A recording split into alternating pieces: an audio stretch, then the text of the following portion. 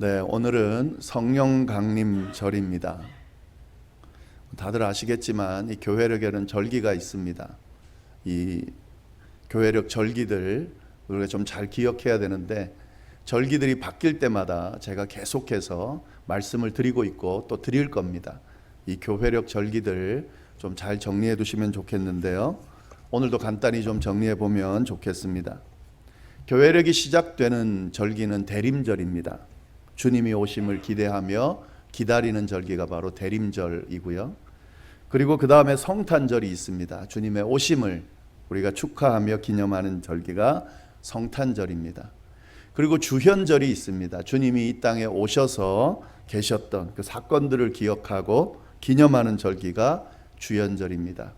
그리고 사순절이 있습니다. 주님의 십자가의 고난, 고통, 또 죽으심 생각하면서 그 의미를 기억하며 기념하는 절기가 바로 사순절입니다.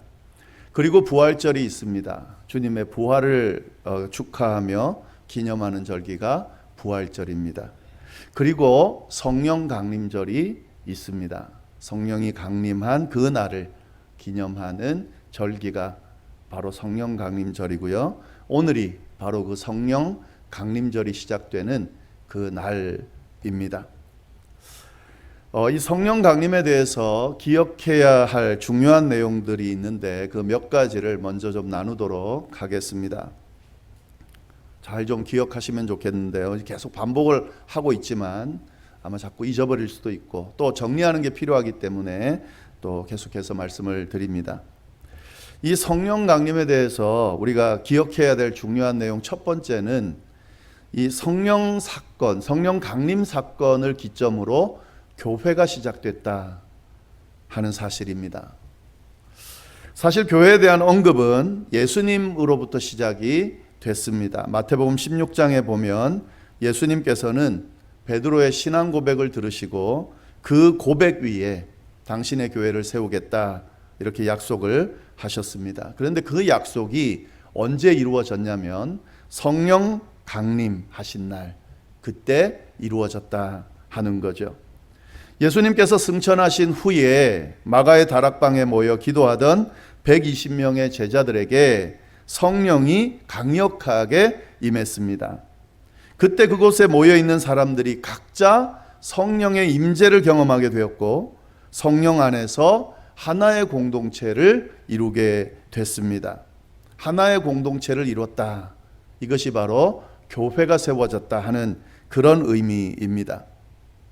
여기서 우리는 교회의 중요한 개념을 알게 되는데요. 이 교회라고 하는 것은 예수님을 믿고 따르는 제자들이 성령 안에서 한 몸을 이룬 공동체다. 이게 교회의 중요한 개념이에요. 예수님을 믿고 따르는 제자들의 모임, 보통 여기까지 많이 생각하는데요. 여기에 머물면 안 돼요.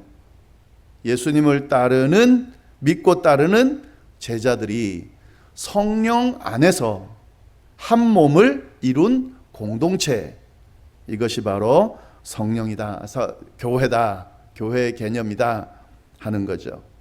이 개념을 좀 잘 기억해 두시면 좋겠습니다. 그렇게 우리가 연결하면 우리가 교회를 이해할 때에 우리가 더 잘 이해할 수 있죠. 성령 안에서 한 공동체라는 개념이 분명하면은 우리가 교회를 섬기고 세울 때에 그 의미를 잘 생각하면서 세울 수 있겠죠. 이 개념이 흐트러지면은 교회가 분열될 수도 있고 흩어질 수도 있고 또 각자 자기의 욕심 따라서 교회를 세우려는 그런 일이 생기게 되겠죠. 이 교회의 개념을 잘못 이해하기 때문에 나오는 그런 현상들입니다. 좀 잘 기억해 두시면 좋겠습니다. 그리고 두 번째, 성령 강림에 대해서 기억해야 될 중요한 내용 두 번째는 이 성령 강림이 이루어진 이후에 본격적인 선교가 이루어졌습니다. 마가의 다락방에 모여 기도하던 중에 성령의 임재를 경험한 제자들이 어떤 현상을 보이기 시작했냐면 방언으로 기도하기 시작했습니다. 다른 나라의 언어로 기도하기 시작했다는 말인데요. 그때 예루살렘에 모여 있던 많은 사람들이 그 기도하는 모습을 봤는데요. 그들의 말로 기도를 하기 시작했다는 거죠. 그러니까 예루살렘에 모였던 각 나라에 온 사람들이 자기의 언어로 그 제자들의 하는 기도를 들을 수 있게 됐다 하는 겁니다. 이게 성령 강림하는 날 일어난 사건 중에 하나입니다. 그리고 난 뒤에 이어서 베드로가 그 모여있는 사람들을 향해서 뭘 했냐면 설교를 했습니다. 이것이 그 유명한 베드로의 오순절 설교입니다. 베드로의 그 오순절 설교를 통해서 어떤 일이 일어났냐면요, 예수님을 믿고 세례를 받은 사람이 3,000명이나 됐다 하는 거죠. 아주 기적적인 일이 일어났죠. 그때부터 복음이 선포되기 시작했고 전파되기 시작했다는 거죠. 예루살렘을 넘어서 온 유대와 사마리아와 땅끝까지 복음이 증거되기 시작했는데 그 시작점이 어디냐면 성령 강림하는 그 날, 그곳으로부터 시작됐다 하는 거죠. 예수님께서 승천하시기 전에 이런 말씀을 하셨는데 사도행전 1장 8절 말씀입니다. 오직 성령이 너희에게 임하시면 너희가 권능을 받고 예루살렘과 온 유대와 사마리아와 땅끝까지 이르러 내 증인이 될 거다. 예수님의 그 말씀이 성령 강림하는 날, 그때부터 이루어지기 시작했다 하는 거죠. 여러분, 이 개념도 우리가 잘 기억해야 되는데요, 이 의미 안에서 우리가 선교에 대한 아주 중요한 사실을 발견하게 됩니다. 선교라고 하는 것은 전적으로 성령의 역사와 인도하심을 통해 이루어진다 하는 거죠. 인간의 계획이나 노력, 열심으로 선교가 이루어지는 것이 아니다 하는 거죠. 선교의 시작이 성령의 역사로 이루어졌다면, 또 성령의 역사로 선교가 확산되어 졌다면 오늘날의 선교도 마찬가지입니다. 그 기류에 있는 거잖아요. 그렇기 때문에 이 선교는 성령의 역사를 통해서 오늘도 이루어지고 있다 하는 거죠. 이 부분을 잘 기억해 두셔야 됩니다. 이 선교를 할 때에 인간의 생각이나 노력이나 계획이나 능력, 물질 이런 거 가지고 한다고 생각하고 덤벼드는 경우가 많이 있는데요, 여러분, 그것은 방법일 뿐입니다. 그 모든 과정들은 성령의 역사 안에서 그 방법들이 이용되면서 선교가 이루어진다 하는 거죠. 이 사실을 꼭 기억해 두시면 좋겠습니다. 그리고 이제 세 번째, 이 성령 강림이 주는 아주 중요한 의미가 뭐냐면 이 성령님의 주요한 역할이 뭔가 하는 거죠. 성령님의 주요한 역할이 뭘까? 교회도 세웠고 그리고 선교도 시작했는데 진짜 주요한 역할이 뭔가? 그 역할은요, 하나님의 백성들, 성도들을 돕는 것이다 하는 거죠. 우리가 이 사실을 기억할 수 있어야 된다는 거죠. 성령님의 주요 역할은 성도를 돕는 겁니다. 하나님의 백성들, 그리스도인들을 돕는 겁니다.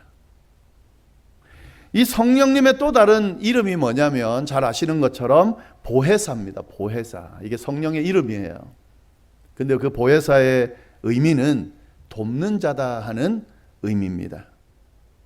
예수님께서 자신이 떠난 후에 이 세상의 제자들이 홀로 남겨질 것을 걱정하시면서 보혜사를 보내주시겠다, 이렇게 제자들에게 약속해 주셨다는 거죠. 돕는 자를 보내주시겠다 하는 거죠.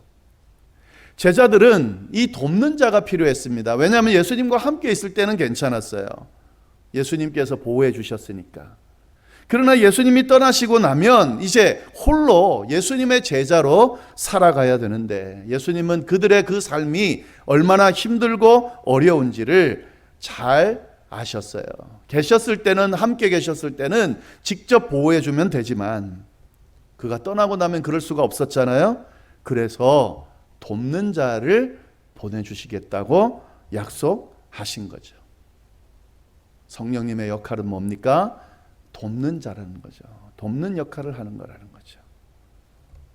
근데 우리가 여기서 이 보혜사라고 하는 이름을 생각할 때에 좀 더 깊이 묵상할 부분이 있습니다.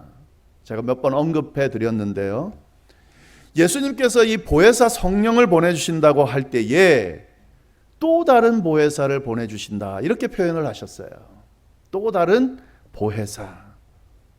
원래 보혜사가 있다는 말이잖아요. 이런 표현을 쓰려면 원래 보혜사가 있는데 또 다른 보혜사를 보내주겠다 하는 그런 표현이잖아요. 왜 예수님은 또 다른 보혜사를 보내주시겠다고 하셨을까 하는 거죠. 원래 있는 보혜사가 누군데요? 원래 있는 보혜사가 예수님이에요. 예수님이 이 땅에 계시는 동안 제자들에게 어떤 역할을 하셨다는 거예요? 돕는 자의 역할을 하셨다는 거죠. 그런데 이제 더 이상 도와줄 수가 없잖아요. 그러니까 또 다른 돕는 자를 보내주시겠다, 이렇게 말씀해 주신 거죠. 여러분이 보혜사의 개념, 성령님을 이해할 때에 이 보혜사의 개념을 잘 이해하시기를 바랍니다. 성령님은 우리를 돕는 분으로 함께 하십니다. 그리고 그 돕는 분은 결국 예수님이에요. 예수님께서 우리와 함께 하셨던 것처럼, 제자들과 함께 하셨던 것처럼, 그들을 도우시고 이끄셨던 것처럼 성령님께서 똑같이 예수님과 같이 우리를 돕고 계신다 하는 그런 의미가 이 안에 담겨져 있습니다. 그래서 오늘 성령 강림절, 성령에 대해서 생각할 때에 우리가 뭘 생각해야 됩니까? 교회가 성령을 통해 세워졌구나. 선교가 성령을 통해서 이루어졌구나. 그리고 뭘 생각해야 됩니까? 우리를 돕는 자로서 성령 하나님께서 예수님처럼 우리와 함께하고 계시는구나. 우리를 돕고 계시는구나. 그 사실을 우리가 다시 기억하면서 새길 수 있어야 된다 하는 거죠. 사도 바울은 이런 성령님과의 동행을 늘 염두에 두면서 그의 사역을 감당했습니다.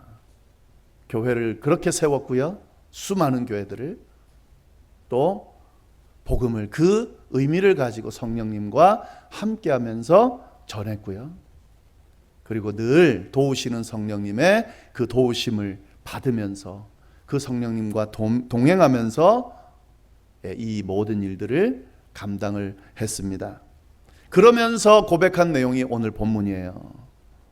26절 한번 볼까요? 사도 바울이 뭐라고 고백하는지. 이와 같이 성령도 우리의 연약함을 도우시나니 우리는 마땅히 기도할 바를 알지 못하나 오직 성령이 말할 수 없는 탄식으로 우리를 위하여 친히 간구하시느니라. 성령에 대한 바른 이해를 가지고 그렇게 살았던 사도 바울이 로마에 있는 교회를 향해서 이렇게 고백하고 있는 거죠. 성령이 우리의 연약함을 도우신다. 예수님처럼 우리와 함께 하신다. 우리를 지키시고 보호하신다. 때로는 어찌할 바를 몰라서 어떻게 기도해야 될지 모르는 그 상황에서도 말할 수 없는 탄식으로 우리의 상황을 공감하시면서 탄식하면서 우리를 위하여 친히 간구하신다. 이것이 사도 바울의 고백일 뿐만 아니라 오늘 예수님을 믿고 따르는 우리 그리스도인들에게도 동일하게 적용되는 말씀이라는 사실을 잘 기억하실 수 있기를 바랍니다.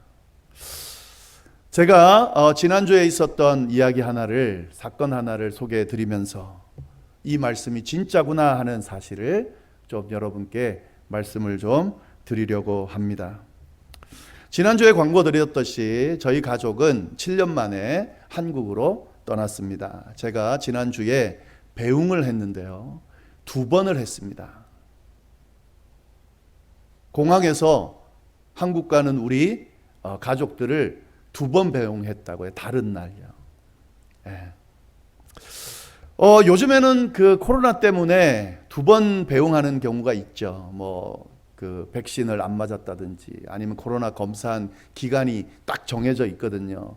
그 기간이 지났다든지 뭐 검사 결과가 늦게 나왔다든지. 그래서 비행기는 표는 끊어놨는데 못 들어가게 돼서 다시 또 발권하고 또 들어가는 뭐 이런 일이 있죠. 저에게도 그런 일이 일어났는데 저는 어떤 일이 일어났냐면요. 배웅을 2번 했는데 같은 공항에서 한 게 아니라요. 한 번은 피닉스에서 한 번은 LA 공항에서 이렇게 2번 배웅을 하게 됐습니다. 왜 이런 일이 일어났냐면요. 지난 수요일 날 피닉스 공항을 떠나서 LA 공항까지는 잘 갔어요. 아메리칸 에어라인을 타고 잘 갔는데 그 LA 공항에서 떠나지 못하고 발이 묶여 버렸어요. 원래 일본 하네다 공항으로 가서 그래서 거기서 김포 공항으로 들어가는 그런 비행기인데 하네다에서 김포 들어가는 비행기가 취소가 되는 바람에 그 비행 티켓이 없으면은 여기서 일본 들어가는 비행기를 탈 수가 없는 그런 상황이 돼버린 거예요. 그래서 시간을 놓쳐버렸습니다. 아예 안 태워주니까요. 그래서 못하게 된 거예요.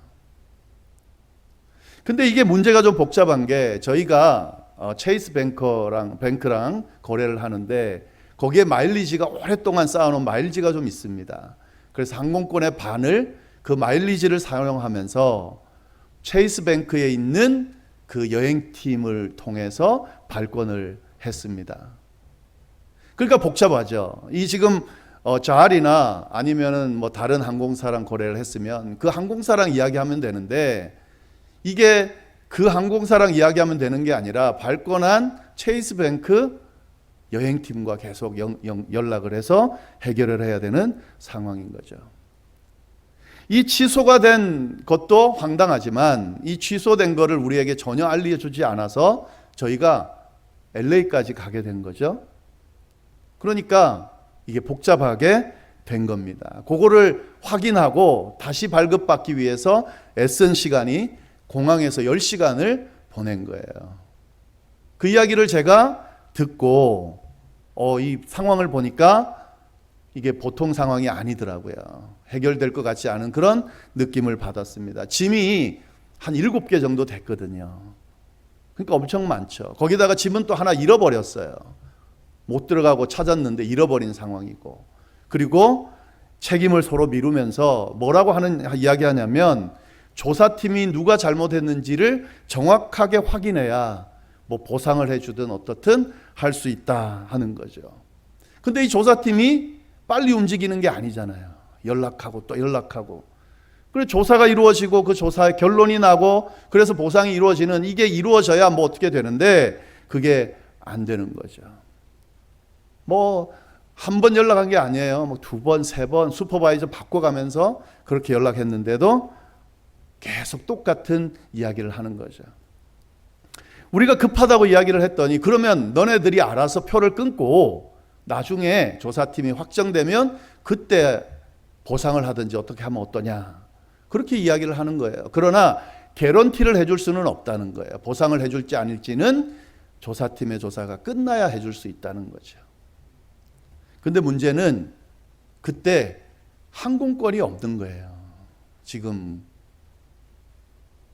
워낙 성수기여서 표가 없는 거예요. 표가 없을 뿐만 아니라 3,500불, 4,000불. 우리가 계속 알아보는데요. 3,500불, 4,000불 막 말도 안 되게 올라가는 거예요. 근데 표도 없고. 제가 그 공항에서 한 10시간 이 가족들이 묶여 있을 걸 생각하니까 안 되겠더라고요. 그리고 만에 하나 못 가게 되면 숙소로 이동하고 할 때 짐 7개씩 막 8개씩 들고 움직이는 거 안 되겠다. 그리고 만약에 돌아오게 되면 또 표를 끊어서 와야 되는데, 그래서 제가 정신없이 한 7시간 운전해서 가게 됐습니다.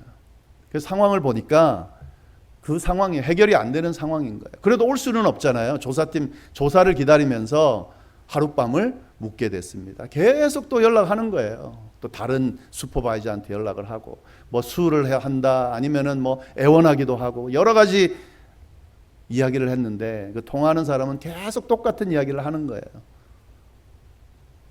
자기네들이 잘못했다 해도 조사팀이 확정할 때까지는 아무것도 해줄 수 없다. 그리고 니네가 만약에 표를 끊는다고 하면 도와줄 수는 있지만 보상해준다는 개런티는 없다. 그러면서 가격은 더 올라가고 표는 점점 구할 수가 없고 그런 상황이 됐습니다. 하루 지나고 그 다음 날까지 이제 지나게 생겼어요.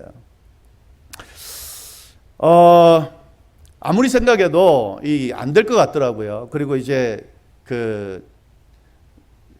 이렇게 머물러 봐야 계속 돈만 들고 지금 비용도 저희가 되고 있는 거고. 그래서 제 아내하고 워낙 지쳐가지고 빨리 집에 돌아가고 싶어 하는 그런 상황이 됐어요. 그래가지고 이거 안 되겠다. 일단은 집으로 다 돌아가자 하고 이제 목요일 날 밤에 저희가 그렇게 결론을 내리고 그렇게 이제 내일 금요일 새벽에 그냥 집으로 가자 하고 결론을 내리고 그리고 이제 끝낸 거예요. 제가 수요 예배를 못 드리고 갔기 때문에 또 새벽 기도를 못 드리고 토요 새벽 기도에도 못 드리는 상황이다 보니까 교인들 몇 분에게 교회를 예배를 드리러 오신 분들에게 연락을 드렸었어요.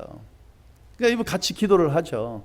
근데 같이 기도하는데도 방법이 없는 그런 상황이었어요. 근데 참 안심한 거예요, 그날 저녁에. 왜냐하면 7년 만에 가족이 가는 건데 그게 중요한 게 아니고 저희 장모님 돌아가실 때도 제 아내가 못 들어간 거예요.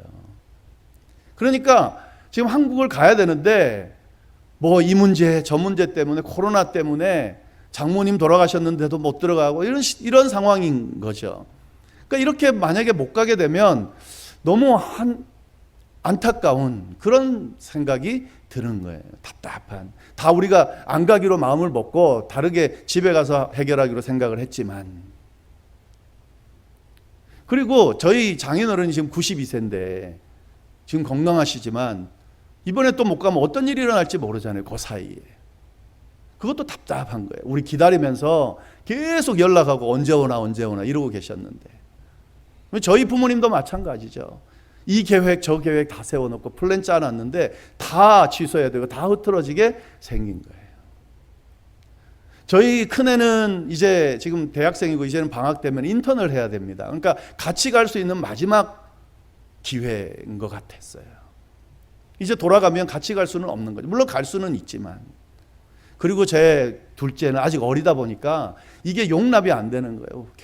또 정리됐다가 또 울고 또 생각이 또 울고 뭐 이렇게 지금 분위기가 완전히 초상집 분위기처럼 그런 상황이 된 거예요. 근데 결론은 방법을 아무리 동원해도 또 기도를 얼마나 했겠습니까? 우리 부모님 또 한국에 있는 분들, 교인들, 저희들 기도하면서 그렇게 했는데도 이 방법이 안 나오는 거죠. 제 마음속에 이거는 기도응답이 안 되나 보다. 하나님이 가지 말라고 하시나 보다.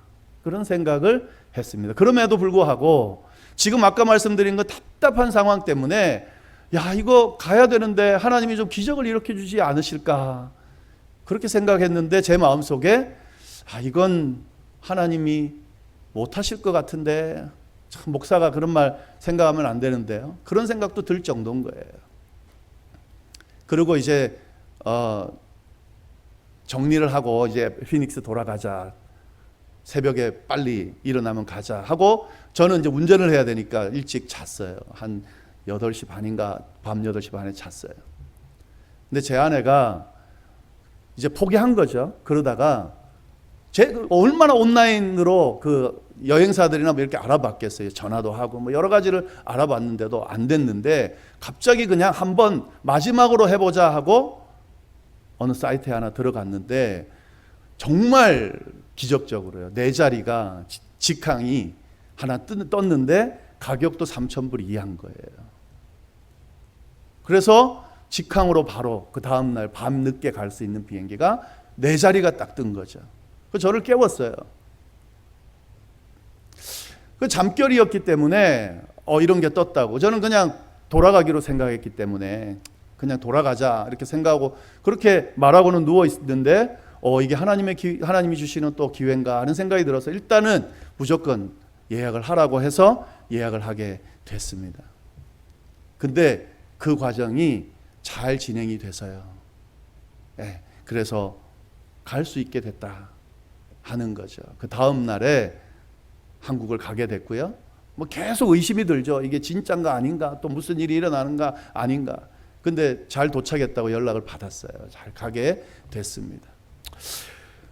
제가 이 말씀을 왜 드리냐면 그 상황 가운데 기도하면서 인간적으로 이건 안 되는구나, 이거는 뭐 끝이구나 하는 지경까지 가면서 그때 기도조차도 잘 되지 않을 때 우리를 정말 하나님이 함께 하시고 돕고 계신가 하는 의심이 들 때에 이런 일이 일어났다 하는 거죠. 제가 마지막으로 자기 전에요. 다 끝나고 자기 전에 어떤 일이 있었냐면 이런 일이 있었어요. 제가 교인들한테 정보를 알려드려야 되니까 제가 뭐 새벽기도 올릴 수 없습니다. 이렇게 말씀을 드려야 되니까 여러분하고 이야기하면서 최종적으로 제가 못 가게 됐습니다. 못 갈 것 같습니다. 다시 피닉스로 돌아가야 될 것 같습니다. 하고 카톡을 연락하던 분들과 보냈어요. 근데 몇 분이 알겠다고 조심히 오라고 하면서 몇 분이 그 다음에다가 그래도 기도하겠습니다. 이렇게 이제 몇 분이 보냈어요. 그래도 기도하겠습니다. 제가 마지막으로 자기 전에 우리 그 가족들 보고 이렇게 이야기를 했어요. 그래도 하나님께서 혹시 길을 여실 수도 있으니까 기도는 계속하자고, 돌아가기로 결정하고도. 근데 하나님이 그 기도를 들으신 것 같습니다.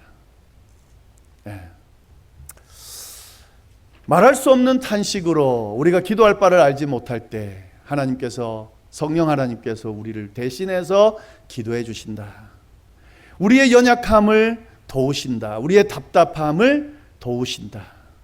그리고 28절에 나오는 모든 것이 합력하여 선을 이룬다. 성령 하나님께서 우리와 함께 하시면서 우리를 도우시고 이끄시며 함께 기도하고 함께 마음을 모으는 그 모든 것들 위에 역사하시면서 우리와 친히 함께 하신다라고 하는 사실을 저는 이번 과정을 통해서 잘 경험하게 됐습니다. 이 일은 이 상황에만 이루어지는 것이 아니라 우리의 신앙생활하는 그 순간순간 여정 가운데 늘 함께하고 계십니다. 때로는 이렇게 기도하면 응답받을 수 있을까? 이렇게 기도해도 응답되지 않을 거라고 포기하는 그 시간에도 성령 하나님께서 포기하지 않으시고 말할 수 없는 탄식으로 우리를 위해 간구하시면서 우리의 연약함을 돕고 계신다는 사실을 저는 이 과정을 통해서 잘 경험했고 또 이 시간 여러분들과도 함께 할 거라는 사실을 확실하게 말씀드릴 수 있겠습니다. 성령 강림절, 이 성령께서 우리와 함께 하신다는 의미를 지식적으로만이 아니라 진짜 우리의 삶에서 적용하면서 교회도 세우고 선교도 하고 또 우리의 삶을 멋지게 살아갈 수 있다면 그 삶이 바로 성령과 동행하는 삶이고 성령과 함께하는 삶이고 성령의 역사함을 경험하는 삶이라는 사실 우리가 잘 기억하면서 그런 삶을 살 수 있게 되기를 간절히 바랍니다. 기도하겠습니다. 하나님 아버지, 참으로 감사합니다. 성령 하나님, 또 다른 보혜사를 보내주셔서 힘들고 어려운 세상, 도움이 없이는 살 수 없는 이 세상을 그 보혜사와 함께 도움을 받으면서 살아갈 수 있도록 인도하여 주심에 감사를 드립니다. 성령이 우리 가운데 늘 내주하신다 하셨사오니 그 도우심이 우리와 늘 함께 하신다는 사실을 믿습니다. 주님, 성령 충만할 수 있도록, 성령으로 가득 찰 수 있도록, 성령과 늘 동행할 수 있도록, 성령의 함께 하심을 늘 느끼고 경험하면서 살아갈 수 있도록 주여 역사하여 주옵소서. 때로는 너무 답답하고 힘든 상황 가운데 어찌할 바를 몰라 그렇게 힘들어하고 아파하는 경우가 있습니다. 그러나 그때도 우리를 포기하지 않으시고 사랑의 마음으로 말할 수 없는 탄식으로 우리를 위하여 친히 간구하시며 우리의 연약함을 돕고 계신다는 사실 우리가 끝까지 기억하면서 그 어려운 상황 가운데서도 주님 붙들고 성령 안에서 이겨낼 수 있도록 감당해낼 수 있도록 주여 역사하여 주옵소서. 오늘 이 자리에 힘들고 어려운 문제 앞에서 어찌할 바를 몰라 힘들어하며 답답해하며 기도하고 있는 분이 계시다면 이 성령의 함께하심을 다시 기억하면서 그 성령의 역사하심을 붙들고 경험하고 다시 일어설 수 있게 되도록 주여 인도하여 주옵소서. 함께해 주시기를 간절히 바라고 살아계신 예수님의 이름으로 기도드립니다.